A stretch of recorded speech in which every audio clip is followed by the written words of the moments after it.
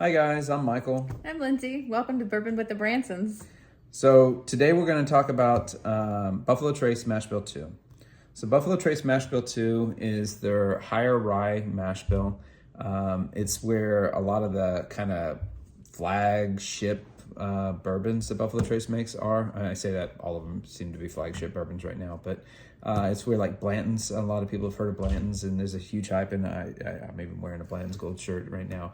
But it's going to be mainly single barrels, believe it or not, and a lot of people don't like the higher rye stuff. Most people kind of like the sweeter stuff. The higher rye is going to give you a little bit more spice.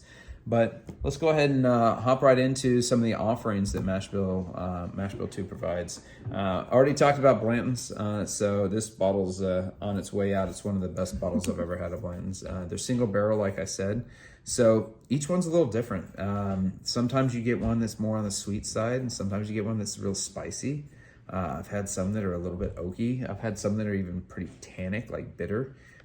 You just never know what you're going to get. Most of the time, I'm pretty happy with Blanton's. Regular Blanton's, 93 proof. It's delicious. Some people say it's simple. They say it's not worth the hype. I'd say if you can get it at MSRP, $60, $65, buy it. You know, I've found that a lot of first-time guys trying this for the first time love it, whereas a lot of women for the first time don't really love it right away.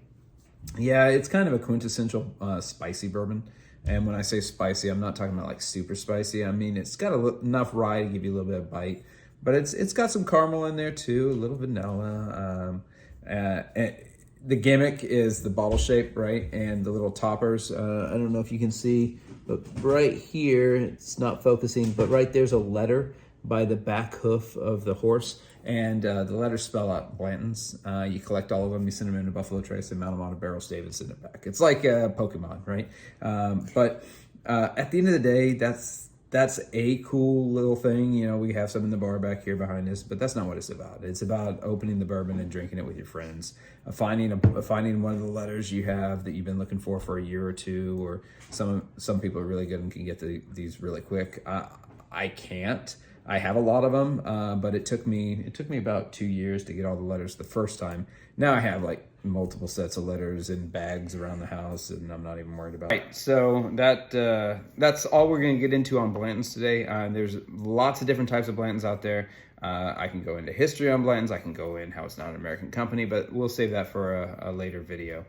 For now, Mashbill 2. I'm drinking out of a Taylor glass, so I was thinking Mashbill 1.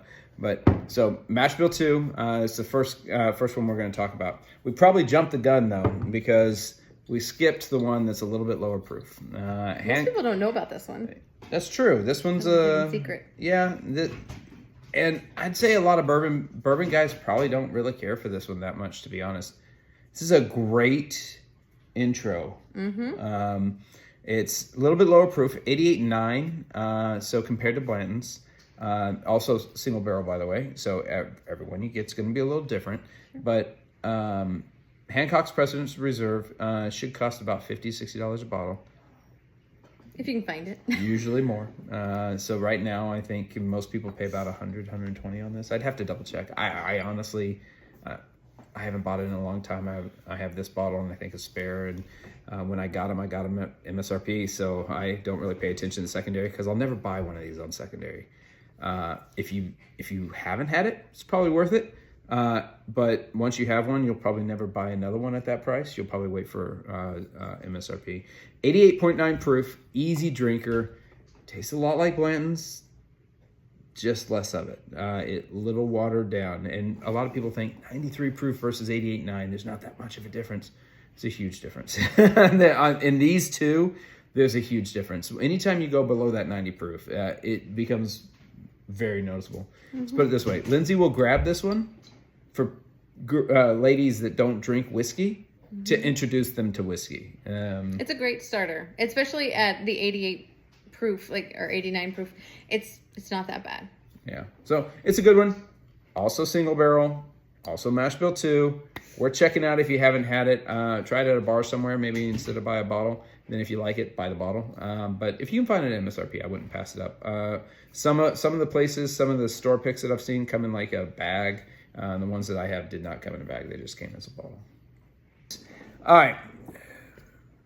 This one, a lot of people consider one of the more difficult bourbons to get a hold of. It's Elmer T. Lee. This is the regular Elmer T. Lee. It's not the 100-year anniversary or anything special. It's not the 100 proof. This is the regular single barrel. Once again, same recipe.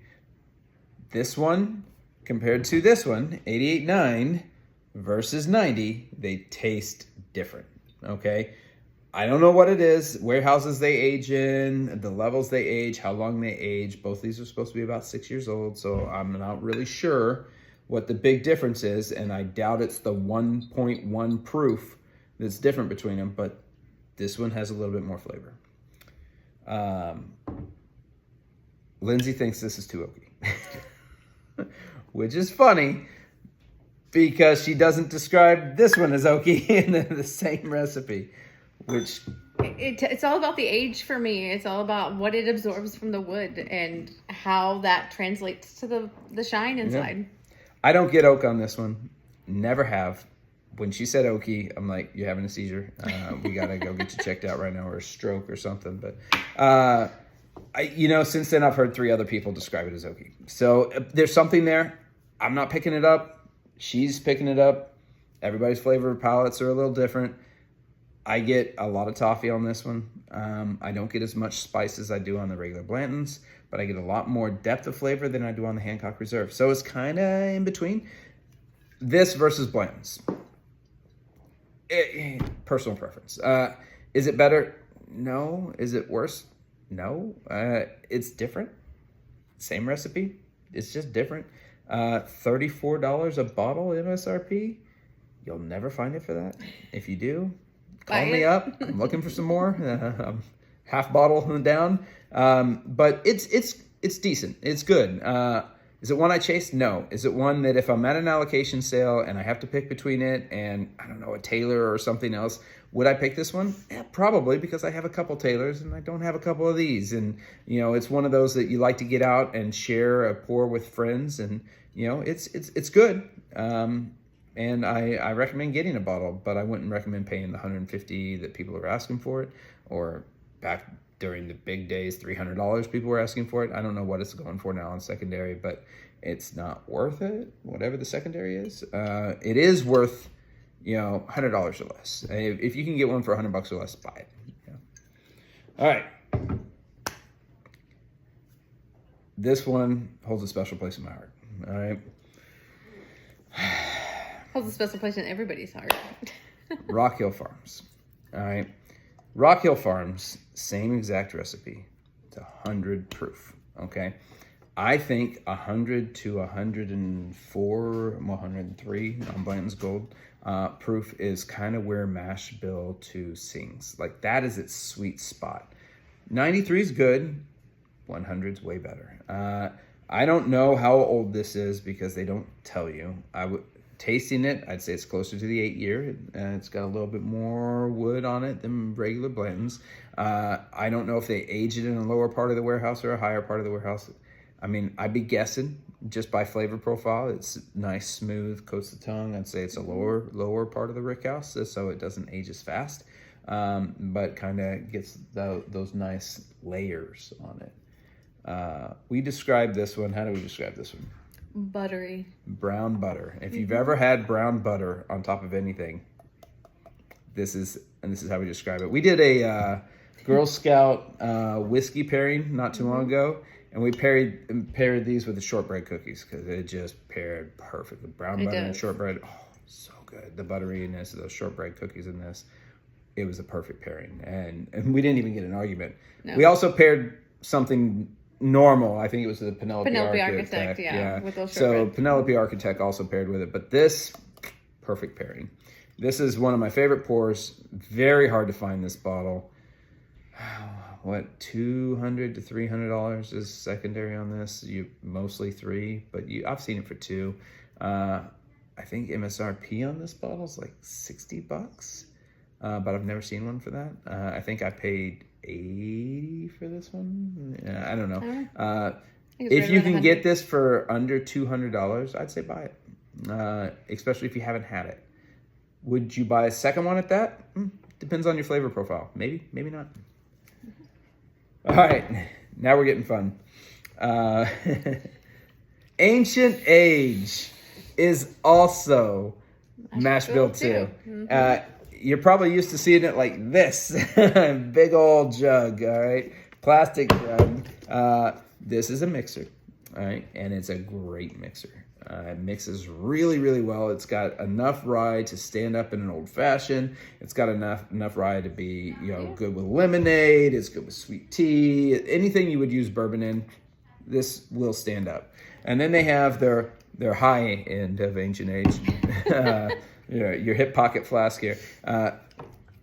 This cost me like $4, I think. I mean, it's cheap. It is bottom shelf, aged in the highest of the highest rick houses. It's quickly aged. It's 80 proof. I mean, it doesn't bite. It's surprisingly smooth. I've done this in blinds before, and people are hugely surprised. That is true. They say it's not the best, but it's very smooth. It's like, okay, well, at least we got something going for us. And when we say smooth, we're talking about no alcohol bite at the end. But something fun, pick up a bottle, pick up a small one. Don't pick up a big one. You're like, man, Mike, that one's empty. It's like, although it's only like $7, I think. Or something. I think I paid $8 for this, and yes, it's almost empty because we have experimented with this so many different ways. We've barrel aged it, we've done all things, and we haven't kept any of it. But you know what? It's been fun. We've liked experimenting with it, and heck, if you're looking for something made by Buffalo Trace that's pretty decent